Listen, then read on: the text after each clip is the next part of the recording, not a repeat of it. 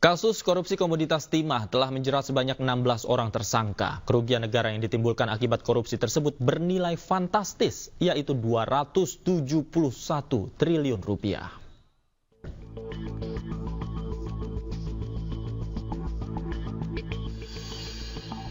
Kasus korupsi tata niaga komoditas timah menjadi perhatian publik.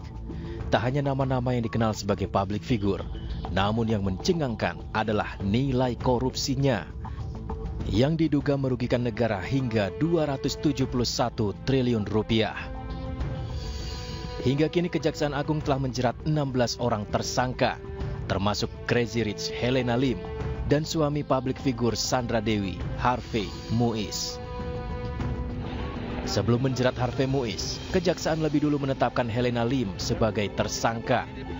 Dari rumah Helena, penyidik menyita berangkas berisi perhiasan dan uang bernilai miliaran rupiah. Dari sini Kejagung mengurai relasi antara Helena dan Harvey Muiz. Penyidik menduga Harvey meminta pihak smelter menyisihkan keuntungan yang dihasilkan dari praktik tambang timah ilegal untuk dikelola oleh Helena Lim sebagai dana CSR.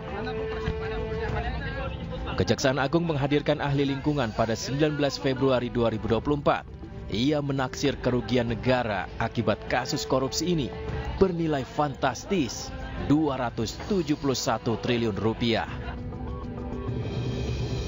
Akibat perbuatannya tersebut, Harvey menyusul Helena Lim menjadi tersangka atas kasus ini. Suami Sandra Dewi dijerat pasal 2 ayat 1 dan 3 Jungto pasal 18 Undang-Undang Tipikor dan pasal 55 ke 1 KUHP dengan ancaman maksimal seumur hidup. Sejumlah aset Harvey juga telah disita, termasuk mobil mewah dan barang berharga dari sejumlah apartemen. Selain itu, istri Harvey, Sandra Dewi, juga beberapa kali diperiksa terkait asal-usul aset dan dugaan TPPU yang menjerat suaminya.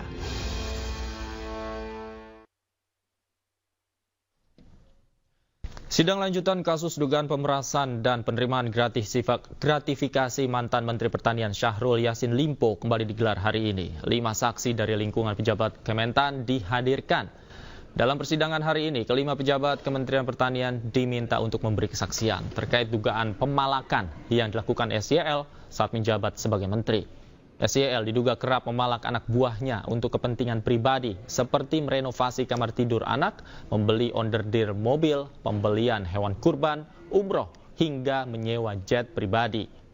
Selain itu, SYL juga diduga menerima gratifikasi senilai 44,5 miliar rupiah. Sudah benar-benar.